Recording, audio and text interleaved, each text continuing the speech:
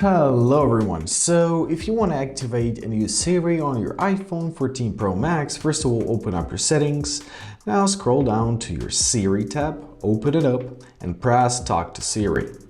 Now choose Siri, Hey Siri, or just Hey Siri, I'll choose it in Hey Siri. I find the classic variant better, press continue. And now we need to set it up by repeating the phrases. So for example, Hey Siri, how's the weather? Hey Siri, send the message. Hey Siri, set a time of 3 minutes. Hey Siri, get directions home. Hey Siri, play some music. Alright, now press done. Here you can choose your voice model, so you can choose the language which you are using.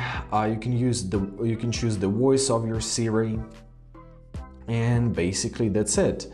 Now let's try and use it. Hey Siri, what's the weather today?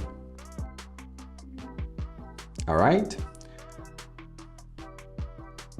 And as you see, it works perfectly. And that's it. I hope this video is helpful. Thank you so much for watching and have a great day.